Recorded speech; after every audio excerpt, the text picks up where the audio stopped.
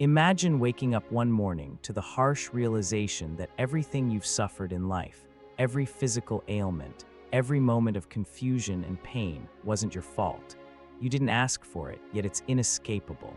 It's the result of decisions made long before you were born, a legacy handed down through generations, where bloodlines were valued more than the people who carried them. This was the reality for countless women in European royal families, especially those within the Habsburg Dynasty, where the desire to preserve power and wealth led to a tragic obsession with keeping bloodlines pure. What might seem like a distant, historical anomaly was actually a systematic practice that resulted in deep, inherited suffering. From crippling physical deformities to mental anguish, these women were trapped by their families' decisions, their bodies and minds bearing the weight of generations of inbreeding. But their stories aren't just about tragedy. They reveal the dark cost of valuing bloodline purity over human well-being. Today, we're diving into the lives of several of these royal women, exploring how their suffering was the direct result of a family history that valued power over humanity, and what we can learn from their painful legacies. To truly understand the devastating consequences that befell these royal women, we need to first examine the societal and political forces that drove their families to make such tragic choices. The obsession with maintaining pure bloodlines wasn't just about preserving family tradition. It was about power, control, and influence. For centuries, European royalty believed that keeping their bloodlines pure was essential to maintaining their divine right to rule. Marrying within their own families, often between cousins, uncles, and nieces, wasn't seen as taboo, it was a political necessity. By intermarrying, royal families could secure alliances, preserve wealth, and keep their power within the family. The result was a complex web of interconnections, where each marriage tied not only families, but also empires together. At the heart of this practice was the belief that royal blood was special, almost sacred. The term blue blood was coined to describe noble families who believed their lineage was blessed by God himself, far removed from the commoners. But what they failed to understand was the genetic damage being done by generations of these close-kin marriages. When close relatives marry, they increase the chances of passing down harmful recessive genes. In a healthy, genetically diverse population, harmful genes are typically masked by the presence of normal genes from an unrelated parent. But in a family where cousins marry cousins and uncles marry nieces, these harmful genes accumulate. Over time, this leads to what scientists now call inbreeding depression, a weakening of the gene pool, leading to the expression of genetic disorders that would otherwise remain dormant. Inbreeding doesn't just affect physical traits, it impacts a person's mental and emotional well-being. Genetic defects, intellectual disabilities, anxiety disorders, and fertility problems became increasingly common in royal families that practiced cousin marriages generation after generation. And while some of these consequences were visible, like the infamous Habsburg jaw, which became progressively more pronounced with each generation, many of the internal issues remained hidden, unseen, but no less damaging. Yet, despite mounting evidence of these consequences, royal families continued these practices for centuries.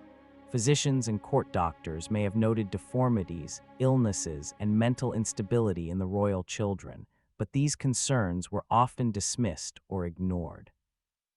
Political alliances and the need to preserve the family's power took precedence over the health and well-being of the individuals involved.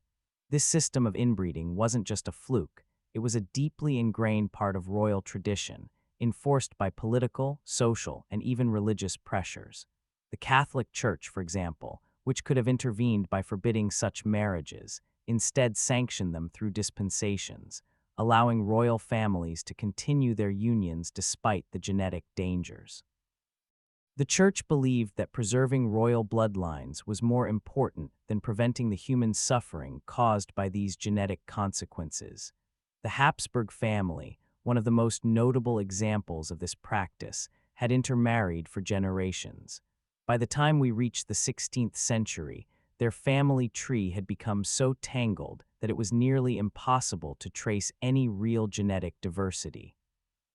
The result was a dynasty filled with individuals suffering from deformities, mental illness, infertility, and early death. Yet still, the practice continued. For the women in these families, the consequences were especially brutal. They were viewed primarily as vessels to carry on the bloodline, and their value was tied to their ability to marry and bear heirs. Their personal well-being, their health, and even their happiness were secondary to their role in preserving family power. Many of these women were married off at young ages to relatives they had grown up with, often without any consideration of their emotional or physical readiness. These marriages weren't based on love or mutual respect. They were strategic alliances, driven by the need to secure power, and the women were expected to produce heirs, healthy heirs, despite the fact that their bodies were often physically incapable of doing so due to the genetic defects passed down through generations. Take Margaret Theresa of Spain, for example. Born in 1651, she was the daughter of Philip IV and his niece Mariana of Austria. Her marriage to her uncle, Leopold I, was a political maneuver designed to strengthen the Habsburg family's rule. At just 15 years old, Margaret Theresa was expected to immediately begin bearing children, despite her frail health. The pressure was immense, and the toll on her body was catastrophic. After multiple miscarriages, the few children who survived infancy were often born with deformities. Margaret Theresa herself grew weaker with each pregnancy, until she died at just 21, a victim of the very bloodline her family had fought to preserve. Her story was not unique. Many royal women shared similar fates, trapped in a cycle of forced marriages, genetic deterioration, and a constant expectation to bear children. Their lives were shaped not by their own desires or choices, but by the demands of a system that valued political stability above all else. Now that we understand the system of inbreeding that entangled these royal families, let's dive into the tragic story of one woman who bore its full weight. Marie Antoinette of Austria was born in 1634, a child of the Habsburg Dynasty, where cousin marriages were the norm. From the moment she was born, Marie Antoinette's life was marked by the consequences of her family's obsession with preserving power through bloodline purity. From the outside, Marie Antoinette seemed like a typical royal child, born into privilege and destined for a life of grandeur. But from her earliest memories, she knew she was different. While other children ran and played, Marie Antoinette's body betrayed her. Her spine curved unnaturally, forcing her into a hunched posture that made even breathing difficult. Her jaw protruded severely, making it almost impossible for her to eat solid food. She was unable to chew properly and had to rely on servants to cut her meals into tiny pieces. Even then, eating was an exhausting process of careful chewing and cautious swallowing. But it wasn't just her physical body that betrayed her. It was the realization that she wasn't just suffering from a random set of ailments. Marie Antoinette understood, as she grew older, that her deformities were not isolated to her. They were the result of generations of cousin marriages within the Habsburg family. The family tree, meant to symbolize strength and unity, had become a twisted vine choking itself in its own coils. Her pain wasn't an accident, it was an inherited curse. Her childhood was spent in relative isolation, hidden away in the shadowy halls of the Hofburg Palace, where the light of the outside world barely touched her. Her life was one of physical and emotional confinement.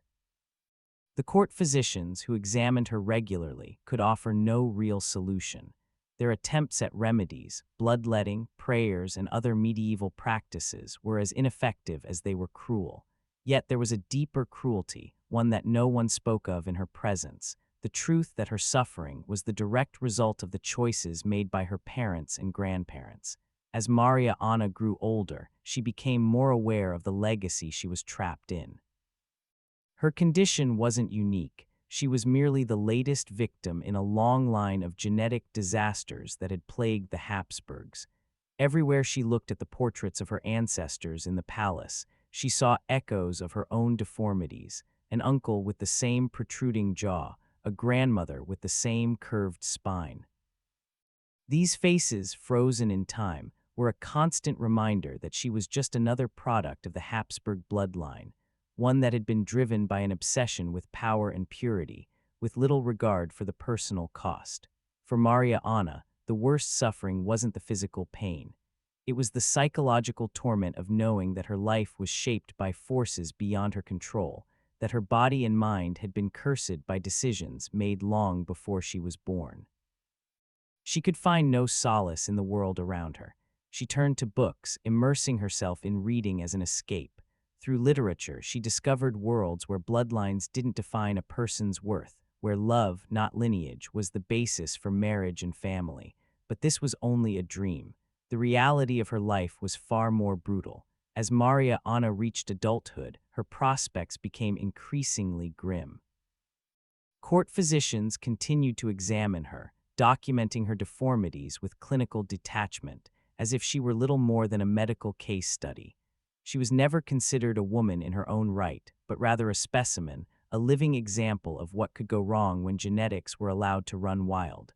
Potential suitors, who in a normal world might have seen her for her intelligence or inner strength, recoiled at the sight of her. Marriage negotiations were short-lived, and Maria Anna remained unwed, not due to any personal fault, but because her family's obsession with bloodline purity had condemned her to a life of suffering. Even in a world where cousin marriages were the norm, her deformities were too severe to overlook. Maria Anna's life ended young, at just 32 years old. Her body, ravaged by the accumulated weight of genetic damage, could no longer bear the burden. Official records list her death as a result of various ailments, but the true cause was never written down. She died because generations of her ancestors chose power over humanity, purity over compassion. Her story is not just one of personal suffering, it is a painful reminder of the cost of maintaining a bloodline at all costs. Maria Anna's life was a tragedy in the truest sense, not just because of the pain she endured, but because it was all avoidable. The decisions made by her family could have been different, but instead, they perpetuated a cycle of suffering that would affect generations to come. The story of Joanna of Castile, also known as Joanna the Mad, offers a stark contrast to Maria Anna's physical suffering, but it reveals an equally tragic aspect of life within these royal bloodlines: the deep psychological toll that inbreeding and emotional isolation could take on a person's mind. Born in 1479, Joanna was the daughter of Isabella and Ferdinand, the Catholic monarchs of Spain, who are famous for expelling Jews and Muslims from Spain and funding Columbus' voyage to the Americas. On the surface, Joanna's future seemed bright. She was the heir to the throne of Castile and was highly educated, fluent in multiple languages, and well-versed in politics. Yet, the roots of her downfall were already sown deep within her family's bloodline. Like many royals, Joanna's parents were cousins, and while their marriage was celebrated politically, it began the dangerous tradition of cousin marriage in the Spanish monarchy. This web of inbreeding would have long-lasting repercussions, especially for the children born from these unions. Joanna was no exception. As she grew older, Joanna's life became increasingly defined by her relationship with Philip the Handsome, whom she married to strengthen the political ties between Castile and Burgundy. But their marriage, meant to solidify her political power, quickly descended into personal tragedy. Philip was cold, distant, and unfaithful. He treated her with contempt, and his betrayal became a source of deep emotional torment for Joanna. Her love for him became obsessive, a pattern of behavior that others saw as madness, but one that perhaps could be better understood as the desperate response of a woman trapped in a loveless marriage. Joanna's obsessive love was not so much madness as it was a natural response to the emotional neglect and isolation she faced. She had been raised to believe her duty was to marry and bear children, yet this marriage, which was meant to secure her position, became the source of her deepest pain. When Philip died suddenly in 1506, Joanna's grief became all-consuming. She refused to allow his burial, instead carrying his decomposing body with her across Spain. The image is disturbing: Joanna traveling with her dead husband's body, unable to part with him, kissing his decaying form, but it speaks to a deeper truth. She had been so emotionally isolated, so deprived of genuine human connection, that even death couldn't break her attachment to him. Her behavior, while extreme, was a manifestation of a profound psychological breakdown that had roots in her earlier trauma and the pressures of her royal role. Joanna's grief and obsession were quickly labeled as madness, and her family, seeing an opportunity to seize control, used it to justify her confinement. Her father, Ferdinand, and later her son, Charles V, took advantage of her supposed insanity to lock her away for the remainder of her life. For 46 years, Joanna lived in the royal convent of Santa Clara in Tordesillas, isolated from the world in a series of dark, cold rooms. Her life was marked by deprivation and neglect. She was given minimal food, denied hygiene, and left to fend for herself. Attendants reported that she would go weeks without washing and often tore her clothes to pieces.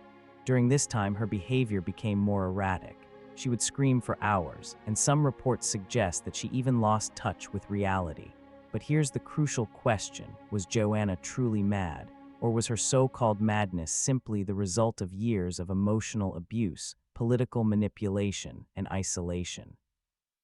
Modern historians increasingly believe that her madness was largely political, a convenient excuse to remove a legitimate queen from power.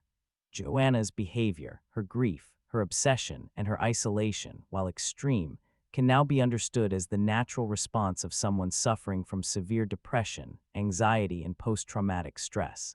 The stress of her upbringing, her loveless marriage, and the manipulation she faced from her own family likely exacerbated her already fragile mental state. Yet, despite the clear connection between her suffering and the pressures of her environment, she was written off as mad, and her dignity as a ruler and as a person was stripped away. The inbreeding within Joanna's family also played a role in her mental health struggles. The Habsburg family had long been plagued by a history of mental illness, depression, and anxiety disorders, which only became more pronounced with each generation of cousin marriages. Joanna's family tree clearly showed signs of similar issues. Her great-great-grandmother had suffered from episodes of mental instability, and her daughter, Catherine of Aragon, would later show signs of severe depression. These mental health conditions, compounded by the extreme isolation and emotional trauma Joanna experienced, created a perfect storm of psychological suffering. Joanna died in 1555 at the age of 76, still imprisoned and still officially considered mad. Her death was barely noted in the historical record, her legacy erased. She had been discarded by history, not as a legitimate queen, but as a politically inconvenient woman who had been locked away by the very family who was responsible for her suffering. While Joanna of Castile suffered in the shadows of political manipulation, Margaret Theresa of Spain represents a tragic tale of how women were not only victims of their genetic legacy, but also of the crushing weight of royal duty and expectation. Born in 1651, Margaret Theresa was the daughter of Philip IV of Spain and his niece Mariana of Austria, continuing the Habsburg tradition of cousin marriages. By this time, the inbreeding within the royal family had reached such an extreme that the very survival of its members was in jeopardy. From an early age, Margaret Theresa was caught in the political webs of the European courts. Her life, it seemed, had already been decided for her. She was promised in marriage to her uncle, Leopold I, Holy Roman Emperor, when she was still a child. The marriage was not about love or mutual respect, but about securing political alliances and preserving the Habsburg bloodline.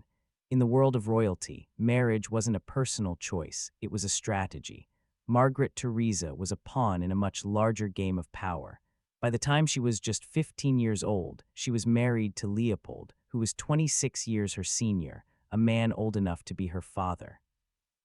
The marriage ceremony was a grand affair, celebrated across Europe, yet for Margaret Theresa, it represented the end of any semblance of a normal childhood.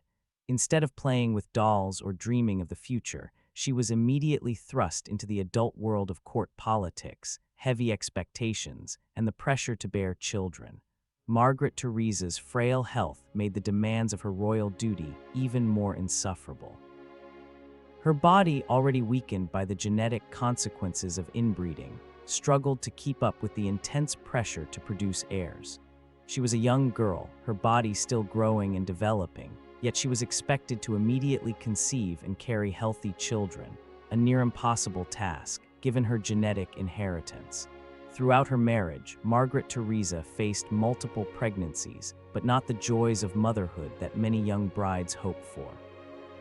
Instead, she suffered the tragic loss of her first child, a daughter who lived only a few months. Her second pregnancy ended in miscarriage, and when she finally gave birth to a son who survived infancy, it was a moment of immense relief at court.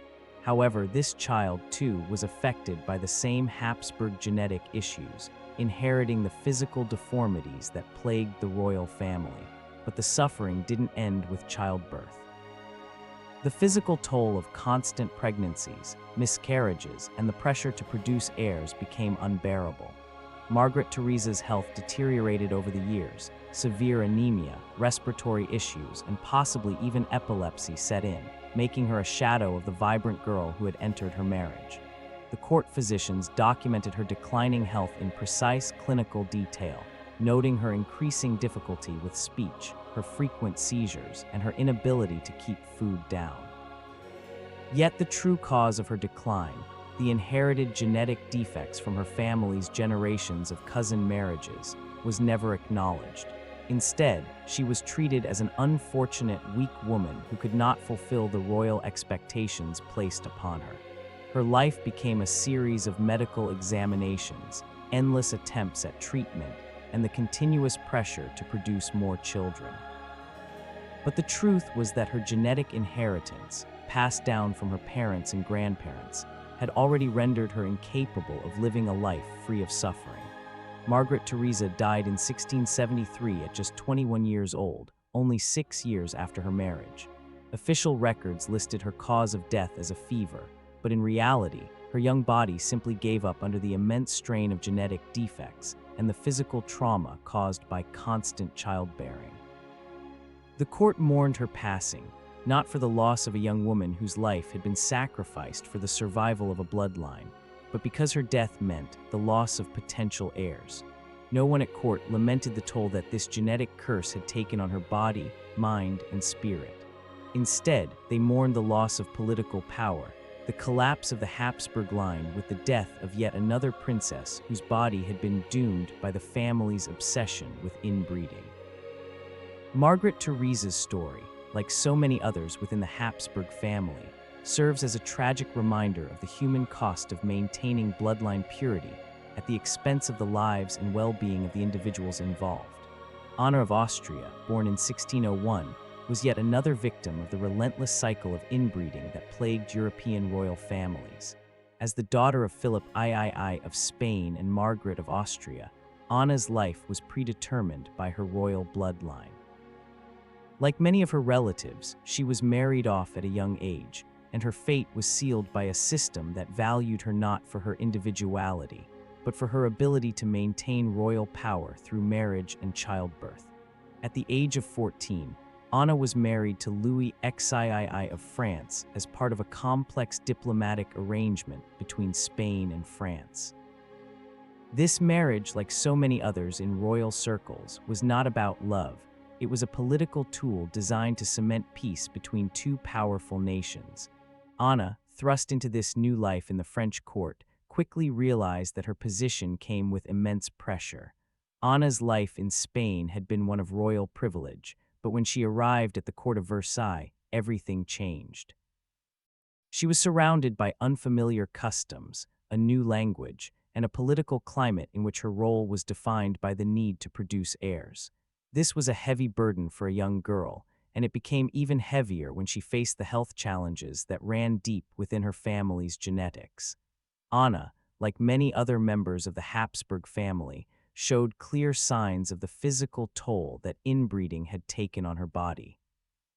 Her jaw protruded noticeably, a clear marker of the infamous Habsburg jawline, which became more severe with each generation of cousin marriages. Her developmental delays, coupled with her difficulty speaking and eating, were signs of the genetic defects that ran in the family. In fact, Anna's struggles with physical health were exacerbated by the same issues that had plagued her ancestors, issues that no one at court was willing to address. But it wasn't just her physical appearance that set her apart. Anna's inner world was just as troubled. As a young bride, she was expected to fulfill her duty by bearing children. Yet, like so many other Habsburg women, Anna's body was not equipped for this responsibility. The pressure to produce male heirs for the throne of France was immense, and every failed pregnancy, every miscarriage, only deepened the emotional and psychological toll. The constant cycle of pregnancy and loss took a severe emotional toll on Anna's mental health. She began to show signs of severe depression and anxiety, conditions that were unfortunately common within her family due to the genetic inheritance of mental health disorders. Anna's inability to bear a healthy child early in her marriage resulted in growing isolation, both emotionally and physically.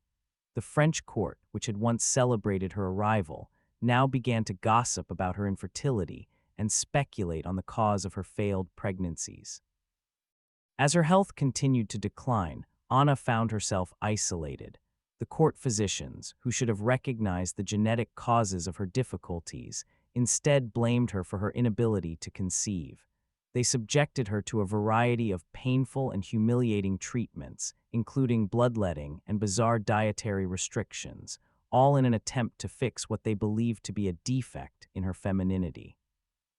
But no one in the court dared to confront the truth. Anna's suffering was not the result of any personal failing, but of the generations of inbreeding that had ravaged her family.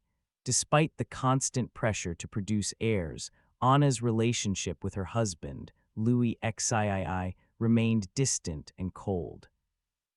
Modern historians speculate that Louis suffered from his own mental health issues, possibly severe depression or even possible homosexuality, conditions that in the 17th century were unspoken and left unaddressed. This lack of intimacy further isolated Anna, making her more vulnerable to the pressures of her royal role. She became consumed by her duty, which she could not fulfill, and it only intensified her feelings of worthlessness and despair. As the years went on, Anna became more withdrawn. She was confined to her private chambers, hidden away from the public eye, and the court began to whisper about the curse that seemed to haunt her family. The Habsburg bloodline, long celebrated for its political power, had now become synonymous with physical deformities, mental illness, and infertility. After 23 years of marriage, Anna finally gave birth to a healthy son, who would go on to become Louis XIV, the Sun King, one of the most powerful monarchs in French history. This birth was hailed as a miracle and was celebrated throughout France. For Anna, it represented both relief and renewed terror. While the birth of a healthy son secured her place in history and alleviated the pressure on her, it also set an even higher expectation. Now that she had produced one heir, the pressure to repeat this success was overwhelming.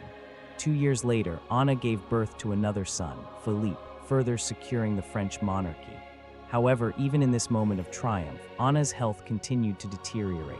She suffered from severe digestive issues, respiratory problems, and what court physicians described as melancholy attacks that left her bedridden for days at a time. These health issues were compounded by the anxiety and depression that had plagued her throughout her life. The toll of her years of suffering could not be undone by the birth of her children. Anna of Austria's later years were marked by increasing physical decline and emotional distress. Despite her eventual success as a mother, she never truly recovered from the years of trauma, isolation, and neglect. She died in 1666, having outlived her husband, but not having escaped the physical and emotional toll of royal duty. Her story, much like those of the other women in her family, is not just one of personal suffering, but a reflection of a larger societal system that reduced women to little more than breeders of heirs. Their lives, controlled by political power, were shaped by their families' decisions, which prioritized bloodline purity over human welfare. Anna's legacy, while marked by the birth of Louis XIV, is also a reminder of the cost of a dynasty built on genetic damage, emotional neglect, and an unrelenting need to maintain power at all costs. Marie Antoinette, perhaps one of the most famous women in European history, was born in 1755 as the daughter of Empress Maria Theresa of Austria and Francis I, Holy Roman Emperor. Her marriage to Louis XVI of France was meant to symbolize the union of two great European powers, France and Austria, bringing peace after years of conflict. However, this union was also the continuation of the same royal practices that had plagued the Habsburgs for generations. Though their marriage was less closely related than some, it still carried with it the burden of inbreeding that had already caused countless issues in the royal family. From the moment she arrived in France at the age of 14, Marie Antoinette was thrown into a world of public scrutiny and political expectation. She was not viewed as an individual, but as a means to secure the French monarchy through the production of heirs. In the eyes of the French court and the public, her worth was tied to her ability to bear a son who would inherit the throne. However, from the very beginning, Marie Antoinette's marriage was not what she had imagined. Louis XVI, her husband, showed signs of developmental delays and social awkwardness, making intimacy difficult.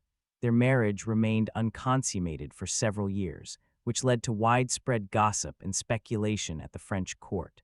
The young queen became the subject of cruel rumors about her inability to fulfill her royal duty, while Louis was also under intense pressure to perform his role as king and husband. In a royal world obsessed with producing heirs, Marie Antoinette's failure to conceive was seen as a failure of her femininity. The court physicians subjected her to numerous medical examinations, trying to uncover the cause of her infertility. They could find nothing physically wrong, but the issue lay deeper: genetic disorders from generations of intermarriage that had affected her body's ability to conceive and carry a child to term. As the years passed, Marie Antoinette's mental health began to deteriorate under the pressure. She faced intense public criticism and political pressure, which only worsened her existing anxiety and depression, conditions that were prevalent in her family due to the long history of inbreeding. She had inherited the mental instability and emotional vulnerabilities that ran through the Habsburg line, and the public and political turmoil surrounding her reign exacerbated these issues. After several years of failed attempts, Marie Antoinette finally became pregnant and in 1778 gave birth to a daughter, Marie Theresa. This birth was met with great joy as it was a long-awaited heir. However, her subsequent pregnancies were marred by miscarriages and infant deaths, tragedies that took an immense psychological toll on her. The pressure to produce a male heir intensified, and with each loss, the emotional burden grew heavier. Modern scholars now recognize that these difficulties were likely exacerbated by the genetic inheritance from her family, where hormonal imbalances and fertility issues were common in women who had been subjected to generations of inbreeding. During these years, Marie Antoinette faced an ongoing battle with anxiety and depression, which were only worsened by the mounting political pressure and the revolution that was brewing in France. The queen, who was once the epitome of royal beauty and grace, became the target of gossip, scandal, and accusations. She was portrayed as out of touch with the suffering of the French people, with the infamous phrase, "let them eat cake," which she likely never actually said, symbolizing her supposed indifference. Yet Marie Antoinette's struggles were not born out of callousness, but from anxiety and emotional distress. In fact, modern analysis suggests that much of her behavior, including her impulsive decisions and emotional outbursts, could be traced to underlying psychiatric conditions triggered by her inbred genetic heritage. She was not just a victim of the revolution. She was a victim of a genetic system that had long treated royal women as nothing more than vessels for the continuation of dynastic lines. Marie Antoinette's story came to an abrupt and brutal end during the French Revolution. She was arrested, tried, and ultimately executed by guillotine in 1793. Her death marked the tragic end of an era for the French monarchy, but also the end of a genetic legacy that had shaped European history for centuries. In her final moments, she showed incredible dignity, but also a deep resignation. a resignation that came from never fully understanding why her life had been so difficult or why her body and mind had betrayed her. Her execution sealed the fate of the Habsburg royal family's bloodline, and with it, the public and political systems that had perpetuated the suffering of so many women in her position. Yet, despite her tragic end, Marie Antoinette's life highlights an important truth: the human cost of dynastic power and the devastating impact of a system that valued bloodline purity over individual well-being. Marie Antoinette's story, like those of the other women in the Habsburg line, is not just about personal failure. It is about a systemic failure. It's about the consequences of valuing tradition, power, and purity above the health and dignity of individuals. Her pain, compounded by the pressures of royal life and genetic legacy, echoes through history as a warning about the dangers of prioritizing political and social stability over human welfare. The Spanish infantas, the daughters and granddaughters of Charles II of Spain, represent perhaps the most extreme example of genetic catastrophe caused by centuries of Habsburg inbreeding. By the time of Charles II's reign in the late 17th century, the Habsburg bloodline had become so inbred that it was no longer sustainable.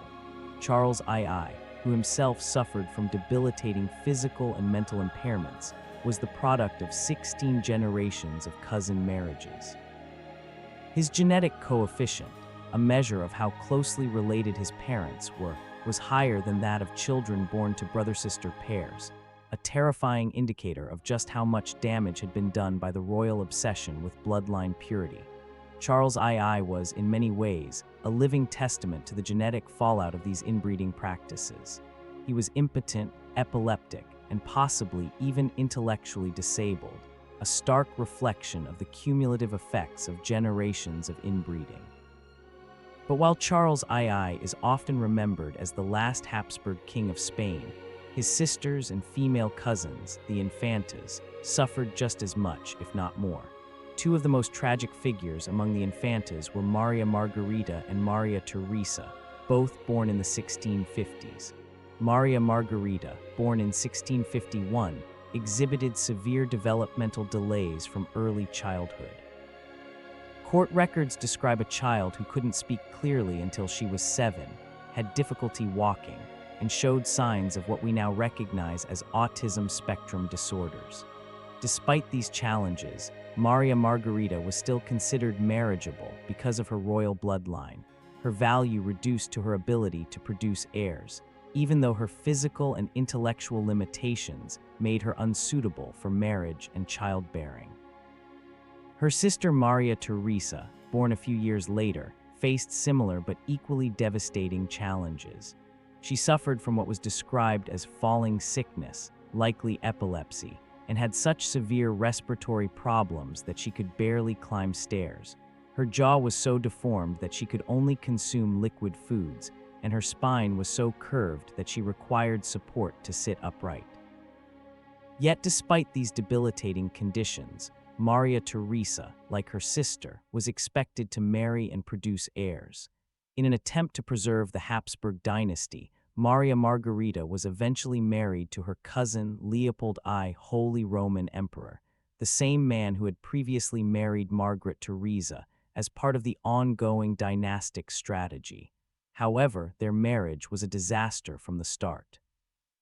Maria Margherita's developmental delays and physical deformities made consummation nearly impossible, and their union produced no healthy heirs. Maria Theresa, meanwhile, was also expected to marry and bear children despite her many health problems. Her epilepsy and respiratory issues made pregnancy dangerous, and the risks of childbirth only compounded the difficulties of inbreeding. Yet court records continue to describe her and her sisters not as individuals suffering from inherited genetic defects, but as potential breeders who were measured and evaluated for their ability to produce heirs. As the years went on, the infantas became living case studies in the consequences of genetic isolation. Physicians, priests, and courtiers documented their suffering in grim detail, yet the royal family continued to arrange marriages, despite the obvious genetic risks. Letters exchanged between royal women describe the pain of losing children, miscarriages, infant deaths, and the constant fear that each pregnancy would lead to more suffering. They also wrote of babies born so deformed that they couldn't survive outside the womb, or of children who lived only days or weeks before succumbing to the same genetic defects that had plagued their parents and grandparents. Beyond their physical ailments, these royal women suffered from severe psychological trauma. Many developed anxiety disorders, depression, and post-traumatic stress from the constant strain of knowing that they were little more than breeding vessels for a bloodline doomed by genetic damage. The emotional cost was profound. Some of the infantas became reclusive, unable to face the public or fulfill their roles as royal women. The pressure to produce heirs for a family that was genetically incapable of doing so created an unbearable weight, one that no amount of royal privilege could alleviate. The tragedy of the Spanish infantas was ultimately sealed with the death of Charles II of Spain in 1700, who left no heirs. His death triggered the War of Spanish Succession, as Europe's major powers scrambled to secure control of Spain. His genetic defects and inability to continue the royal line marked the final collapse of the Spanish Habsburg Dynasty. The infantas, whose lives had been defined by suffering, passed into history as tragic footnotes in the larger story of royal power. However, their legacy is a painful one. The scientific understanding of the consequences of inbreeding, particularly within the royal families, began to take shape through their suffering. The documentation of the infantas' lives provided invaluable data about the physical, emotional, and genetic toll of sustained inbreeding. Modern genetic science owes much of its understanding of recessive genes, genetic disorders, and hereditary diseases to the tragic outcomes of royal cousin marriages. The infantas' lives were not just defined by the royal blood they carried, but by the systemic abuse of that bloodline, an abuse that was perpetuated for generations in the name of preserving power. They were reduced to nothing more than tools for maintaining political alliances, their bodies and minds sacrificed for the sake of a dying dynasty. And yet, in their stories, we find a lesson about the importance of genetic diversity, of the need to place human dignity and well-being above the desires for power and purity. As we reflect on the lives of these royal women, their pain, their isolation, and the tragic fates they suffered, we are confronted with an uncomfortable truth. The cost of maintaining bloodline purity came at the expense of human dignity. The legacy of inbreeding, spanning generations of European royal families, has left an indelible mark not just on history, but on the very genetic health of those who were caught in its grip. From Marie Antoinette of Austria, who spent her life hidden away, to Joanna of Castile, locked in isolation for decades, to Margaret Theresa, whose body and mind were sacrificed for the continuation of a dynasty. These women were victims of a system that valued power, tradition, and bloodline purity over their well-being. They were not seen as individuals with their own desires, hopes, and fears, but as vessels to produce heirs, their worth defined solely by their ability to carry on the family name. The tragic stories of the Spanish infantas, whose lives were marked by genetic defects and psychological trauma, are perhaps the most extreme examples of the damage done by these royal practices. Yet they were not alone. Across generations, women like Marie Antoinette and Anna of Austria faced pressures that led to physical suffering and emotional breakdowns, all rooted in a royal system that failed to see them as anything more than tools for maintaining political power. What is clear from these stories is that this suffering, though preventable, was never fully acknowledged in its time. The royal families that perpetuated these practices chose to ignore the genetic and medical warnings, prioritizing their dynastic ambitions over the health of their people. The Habsburgs, in particular, became a symbol of how blind obsession with power and purity could destroy a family from within. But there is a silver lining in these stories of pain. While the suffering of these royal women was devastating, it was not in vain. Their stories shaped the understanding of genetics and human health, helping us learn about the risks of inbreeding and the importance of genetic diversity. Modern genetic science owes much to the data gleaned from studying the tragic outcomes of these royal families. The lessons learned from their suffering have helped ensure that future generations can avoid the same catastrophic consequences. Yet despite the genetic and societal forces stacked against them, many of these women showed remarkable resilience. Marie Antoinette, despite her physical suffering, became a scholar, finding intellectual freedom in a body that imprisoned her. Joanna of Castile, trapped in madness and isolation, clung to her fierce love for her husband. Margaret Theresa, though weakened by childbearing, faced her challenges with a quiet dignity. Marie Antoinette, in her final moments, showed remarkable courage in the face of death. Their resilience is perhaps the most powerful lesson from their lives. Even in the darkest circumstances, they managed to assert their humanity, refusing to be defined solely by the circumstances they were born into. And in their suffering, they remind us of the inherent dignity of every individual, regardless of their bloodline, status, or role in society. Ultimately, their stories should serve as a reminder of the importance of valuing human welfare over political expediency, the individual over the collective, and the need to question systems that prioritize power over compassion. We must remember that the true cost of these royal practices was not just the genetic damage inflicted on future generations. It was the dehumanization of the very individuals who were forced to bear the weight of those decisions. As we look at the world today, it's important to ask ourselves, how far are we willing to go to preserve power, tradition, or purity? What are the real costs of those decisions? The suffering of these royal women is a tragic chapter in history, but it also offers us an invaluable lesson about the importance of choosing compassion over convenience and recognizing the shared humanity in all people, regardless of their bloodlines.